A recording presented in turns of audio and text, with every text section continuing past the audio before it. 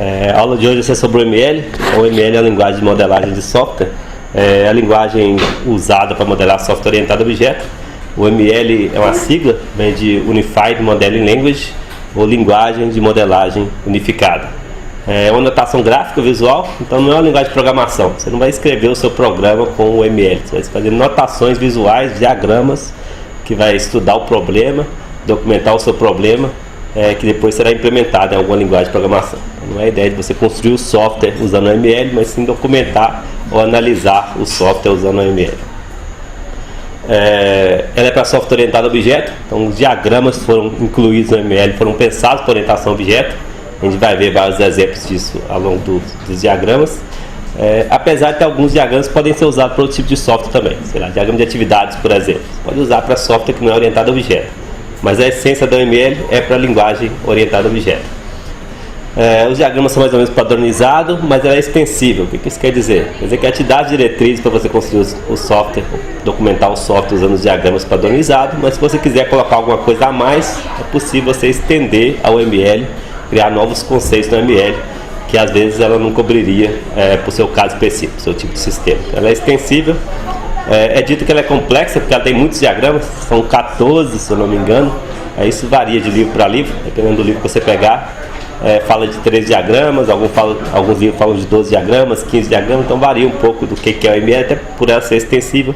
Mas vamos considerar que nossa literatura como 14 diagramas, são muitos diagramas complexos, então é difícil para uma pessoa dominar o ML completamente, dominar todos os diagramas, mas pelo menos ter uma consciência do que é possível e ter uma ideia do que são os diagramas do ML. No curso a gente vai ver só um subconjunto, vamos ver alguns diagramas do ML. Um pouco de história aí do ML, de onde surgiu? Antes do ML, assim, pré-OML, as pessoas já modelavam software, só que não tinha essa linguagem unificada. Então tinha várias notações para modelar software, vamos dizer assim. As três mais conhecidas do Bosch, do Rambo e do Jacobson. Então tinha a empresa A, sei lá, modela o software, a minha empresa usa notação parecida com a do Jacobson. A empresa B usa do Bosch. E aí tinham várias notações concorrentes, vamos dizer assim, como se fosse, como é a realidade hoje, linguagem de programação. Não existe uma linguagem de programação unificada, então tem empresas que trabalham com Java, empresas que trabalham com C++, tem empresas que trabalham com C Sharp, então tem várias linguagens e as empresas adotam aquela que preferem. Pré-OML era assim, então as pessoas adotavam a linguagem que desejavam para modelar software. Mas aí as notações eram muito parecidas, aí os três amigos, vamos dizer assim, resolveram pensar, por que não tentar unificar nossas notações? Então, eles se encontraram, discutiam, trocavam ideias, o que era importante em cada uma das notações, e daí surgiu o ML, nessa ideia de unificar, de centralizar o que é importante, para padronizar numa notação única. E a partir desse momento não ia ter mais uma concorrência de notações para modelar de software, ia ter uma notação que era unificação de outras, no caso aí unificação de das três principais, do Bosch, do Jacobson e do Rambo. Se a gente for colocar isso em perspectiva histórica, um pouco de data aí, então isso começou a ocorrer mais ou menos na década de 90, a data que tem no livro da OML é 94, em 94 os três amigos aí, o Bosch, o Jacobson e o Rambo, se encontraram e começaram a discutir como que eles poderiam unificar as três notações em uma só. Em 96 eles mais ou menos terminaram essa primeira fase e soltaram a versão beta da OML, dizendo: empresas que adotam ou Bosch, ou Jacobson, ou Rambo, a notação de um dos três, preferencialmente vão migrar para essa notação unificada que de certa forma vai ter a vantagem porque é compatível com outras empresas, com outros sistemas, com outros projetos, mesmo você ter que reaprender uma nova notação quando você vai trabalhar com outro parceiro, por exemplo. Se você usar a mesma notação, fica mais fácil você comunicar com seus parceiros, com outras empresas, ou funcionário da empresa A que for trabalhar na empresa B, não precisaria aprender uma nova notação. Então a ideia geral era essa unificação para facilitar a vida de todo mundo, das empresas, dos desenvolvedores também. Então, em 96 surgiu essa versão beta, a primeira versão da ML. As empresas no geral gostaram da ideia. Aí surgiu o que eles chamam de o ML Partners, os parceiros da ML, que eram grandes empresas que bancaram a ideia. Falaram: então, já que vocês tiveram esse esforço de unificar as notações, nós vamos adotar o ML. Em 96 e 97 começaram a surgir essas grandes empresas. Essas empresas passaram a adotar essa a OML e entrar nesse grupo aí de empresas parceiras da OML, como HP, IBM, Oracle, Microsoft, etc. No livro tem uma lista grande, eu coloquei algumas só para vocês terem a ideia de que eram empresas grandes que entraram que bancaram a ideia que entraram aí na OML Partners. Em 97 a OMG, que é um órgão aí de padronização, resolveu dizer que a OML então seria a linguagem padrão de modelagem de software orientado a objeto. Vamos contar um pouco de definições aí, já que a gente viu um pouco da história. O que seria modelagem então, de acordo com a definição do livro, mas não é uma coisa só de modelagem de software, modelagem no geral, a ideia de você simplificar a realidade. Geralmente a realidade é muito complexa, você não quer trabalhar com a realidade, você quer trabalhar com a visão simplificada ou com a perspectiva da realidade.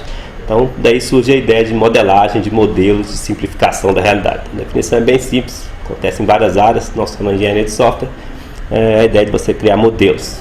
Então, fácil pensar, por exemplo, em engenharia civil, onde em vez de você construir a ponte, você cria um modelo da ponte primeiro. Em vez de construir uma casa direto, você primeiro cria uma planta abaixo da casa. Engenharia elétrica, por exemplo, ao invés de começar a passar fios, você cria o desenho, um modelo do circuito elétrico. Engenharia mecânica cria o desenho, um modelo das peças, antes de construir a peça, antes de construir o produto. Então, na engenharia de software, a ideia de modelagem é nesse sentido. Antes de construir o produto de software, vou desenhar, vou modelar, vou simplificar a realidade do que vai ser o meu produto. Modelagem de software é uma atividade de construir modelos então, para sistemas de software. A OML é uma das possibilidades, eu poderia usar outra, mas hoje é o padrão de fato para você modelar software orientado a objeto. É o padrão adotado na indústria, está na academia, discutido nos vários livros de engenharia de software, a OML. E ela não está restrita a um processo de software. Por exemplo, você deve ter visto, sei lá, cascata, métodos ágeis, incremental, método RUP. Tem vários processos de software documentados na literatura de engenharia de software, e todos eles, de certa forma, permitem você usar o OML. Então você tem uma fase de documentação, de análise de requisitos, de entender o problema do cliente, de simplificar o seu produto na forma de documentação, de modelos. Você pode usar o OML. Não quer dizer que o OML foi pensado, por exemplo, para os processos baseados em planos por cascata. Mesmo métodos ágeis, se você tem que estudar e simplificar a realidade, tem que criar modelos, você pode usar a OML. O foco principal é nessa atividade de especificação de requisitos, por exemplo, que entender o problema do cliente, e na fase de projeto, que é a fase de modelagem, onde você vai criar um primeiro esboço do que vai ser o seu produto. Então, o que é modelar? Então, agora o porquê modelar. Isso aqui às vezes é um pouco questionável, principalmente para a comunidade de métodos ágeis, que muitas das pessoas acreditam que software não precisa se preocupar tanto com modelagem. A comunidade de métodos ágeis, no geral, eles acham que a documentação de software não é tão importante porque ela fica desatualizada rapidamente. Então você poderia ir direto para o seu produto já é a documentação, vamos dizer assim. Seu código-fonte é o documento do produto. Então não convence todo mundo, mas a ideia do livro, pensando assim numa engenharia de software mais tradicional, baseada em planos, pensando em qualidade, grandes sistemas de software, então tem alguns argumentos em favor de se criar modelos. Por que modelar? Por exemplo, a comunicação da equipe. Então, você comunicar em termos de código-fonte é difícil, mas se você comunicar em termos de modelo fica um pouco mais fácil, porque é um nível mais abstrato, é uma simplificação da realidade. Comunicação com o cliente, mais ainda. O cliente provavelmente não sabe programar. Se ele soubesse programar, ele fazia o seu próprio sistema. Então o cliente ele não sabe programar, não sabe TI, mas dependendo do modelo que você mostrar para ele, você mostrar um diagrama simples e discutir com ele, ele consegue entender e consegue te dar opinião, te dar algum feedback sobre o sistema que está sendo desenvolvido, mesmo não sabendo programar propriamente dito. Um outro argumento em favor de modelar é entender melhor o problema. Quando você começa a pensar sobre um problema, às vezes você não vê todos os detalhes. Quando você começa a desenhar modelos, estudar o problema, documentar, fica mais fácil você entender os detalhes do que deveria ser construído. Analisar sobre vários aspectos. Outro ponto positivo de se modelar software, por exemplo, você pode fazer um diagrama para representar a visão estática do sistema, mas também pode fazer diagramas para representar a parte dinâmica. Pode fazer diagrama para representar as telas, por exemplo, a interação do usuário com o sistema. Então você pode trabalhar sobre vários aspectos, várias perspectivas, isso facilita você entender o sistema também no ponto anterior. Facilita a programação e manutenção, isso aqui tem a ver com automação, com ferramentas. Então, muitas existem muitas ferramentas que permitem você modelar e depois gerar um código, ou pelo menos um esqueleto do código. De certa forma, facilita a programação nesse aspecto. Diminui a possibilidade de erros associados aos anteriores, principalmente a questão de entender melhor o problema. Se você entende melhor o que você está fazendo, mais fácil de você evitar erros. Então, já entendendo o que é modelar, por que modelar, vamos supor que está todo mundo convencido aqui de que modelar software é importante. Então, a outra pergunta seria por que o ML? Tem várias formas de eu modelar o software, não preciso ficar estudando o ML, eu posso usar minha própria anotação, os meus próprios rabiscos e conseguir modelar, conseguir entender o problema, conseguir representar o software sob várias perspectivas, em uma anotação mais livre, ou adotar uma outra anotação. Mas por que é importante usar o ML? Por que a argumentação esqueça todas as anotações, não tente inventar sua anotação, use a OML? Por quê? Porque a OML já foi testada, ela permite criar bons modelos, mais que isso, acho que o mais importante é a questão de padronização. As pessoas entendem a mesma linguagem. Então o José faz o seu modelo, pode mostrar para a Maria, e a Maria vai entender se a notação usada foi OML. Porque a Maria também conhece a OML, o João também conhece a OML, o Carlos também. Então essa padronização facilita a comunicação. A equipe fala a mesma língua, consegue discutir em cima dos mesmos modelos e consegue colaborar para resolver o problema. Outra vantagem do OML, também discutindo no livro, é a questão de facilidade de programação. De novo, e as ferramentas. Tem muitas ferramentas que dão apoio ao OML. Você faz os diagramas do OML usando a ferramenta e depois consegue gerar código a partir dessas ferramentas. Permite integração com outras atividades de desenvolvimento também. Então, tem várias coisas importantes associadas à automação. O OML tem muitas ferramentas que dão apoio a isso. Lembrando que o OML para software orientado a objeto, então eu coloquei esse slide mais para lembrar isso. Então o OML foi pensado para software orientado a objeto, que é a forma predominante no mercado, por isso que a OML de certa forma é a padronização para desenvolvimento de software. Por que orientação a objeto? A maneira natural de pensar no software. As pessoas pensam em termos de objeto, a pessoa todo tempo está pensando em sei lá, porta, cadeira, bola de futebol, carro, cachorro, planta, tudo isso é considerado objeto no software orientado a objeto. Então facilita você transformar em software a forma como as pessoas pensam naturalmente. Então, é mais fácil você discutir com os colegas, porque os colegas também pensam em termos de objeto. Indo para o ML, o que é o ML basicamente? São 14 diagramas. Alguns autores colocam outros números, vou definir aqui com 14.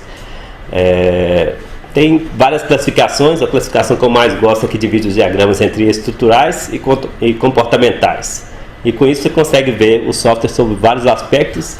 Dois principais é você visualizar a estrutura do software ou visualizar o comportamento do software. A gente vai ver em detalhes daqui a pouco quando a gente ver alguns diagramas. Então, só para vocês terem uma ideia dos diagramas do OML, não é objetivo no curso ensinar vocês todos os 14, mas pelo menos vocês terem a noção do que é. Então, essa árvore aí meio que organiza isso. Então, primeiro nível aí, depois do diagrama, diagramas estruturais, diagramas comportamentais. E aí você vê 7 diagramas amarrados aqui na caixinha estruturais, são 7 diagramas comportamentais e outros 7 na árvore aqui comportamentais. Só são contadas as caixas folhas aí da árvore. Os nós internos não são diagramas, são classificações do diagrama. Então, por exemplo, dentro dos comportamentais ainda tem uma subclassificação que é a classificação diagrama de interação. Em diagrama de interação eu tenho 4 diagramas que são considerados diagramas de interação. Essa primeira introdução da OML aí, definições principais, perspectiva histórica, os principais diagramas da OML, está no início do livro O OML Guia do Usuário. Os autores Bosch, Rambaud e Jacobson. Eu recomendo esse livro justamente por causa disso, porque são os pais da OML, vamos dizer assim, os criadores da OML. Eles têm 2 livros muito conhecidos. O primeiro é esse, o OML Guia do Usuário, e o segundo é o OML Reference Manual. Reference Manual é o manual de referência. É um livro mais técnico, vamos dizer assim, para quem quer estender o ML, quer implementar ferramentas para o ML. Então, o manual de referência é um livro mais técnico, o guia do usuário é mais para o usuário comum que quer modelar um software, quer usar, é o usuário da OML. Então, só explica a notação sem se preocupar com detalhes técnicos.